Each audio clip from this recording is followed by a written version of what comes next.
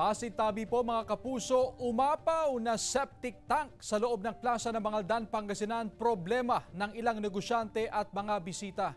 Nakatutok live si Jasmine Gabriel Galban, exclusive. Jasmine? Chris, sa ngayon gumagawa na ng hakbang ang lokal na pamahalaan para masolusyonan ang issue kaugnay sa septic tank sa loob ng plaza ng Mangaldan, Pangasinan.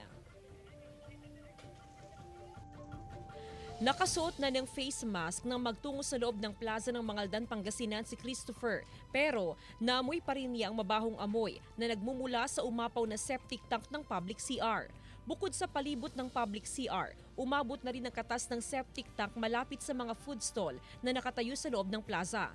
Ilang araw na raw na umaapaw ang septic tank. Ayun, medyo mabaho, tsaka maamoy mo talaga habang kumakain ka dito. Problemado na rin ang ilang negosyante dahil apektado na ang kanilang bentahan. Ang ilan, nagtitake out na lang ng pagkain sa food stall. Ayun, di mo ma-enjoy masyado yung mga kainan dito. Batid ng lokal na pamahalaan ang problema. Sa katunayan, 11 beses na raw na ipinalinis sa siphoning service ang septic tank. Pero makalipas ang ilang linggo, muli na namang umapaw. Plano ng LGU na isailalim sa rehabilitasyon ng septic tank. But I think meron talagang problema doon sa loob kasi napupuno eh. So siguro sa tagal na rin ng Poso Negro. Ngayong linggo, muling isa sa ilalim sa paglilinis ng siphoning service ang septic tank. Pero sa susunod na linggo ay iinspeksyonin ng Municipal Engineering Office para malaman kung ano ang dapat gawin para masolusyonan ng problema.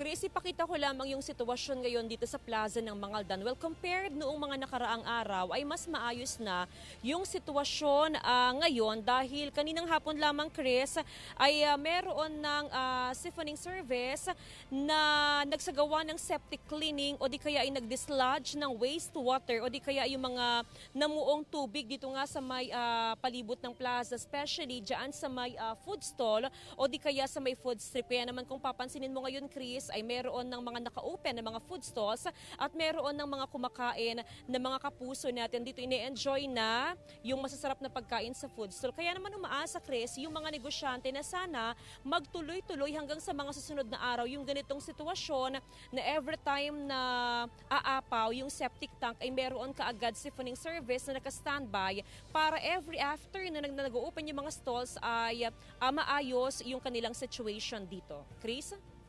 Maraming salamat, Jasmine Gabriel Galban.